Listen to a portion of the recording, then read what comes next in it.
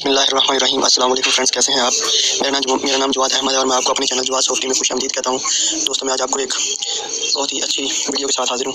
दोस्तों, आज मैं आपको बताऊंगा कि आपने किस तरह से वेब डार्क और डीप वेब किस तरह आप यूज़ कर सकते हैं, वो भी अपने मोबाइल पे। और मैंने सब्सक्राइब नहीं किया, प्लीज़ इसका सब्सक्राइब कर लें और साथ वाले बेल आइकन को दबा लें ताकि हमारी लेटेस्ट टेक्नोलॉजी वीडियो की अपडेट सबसे पहले आपको मिल जाए।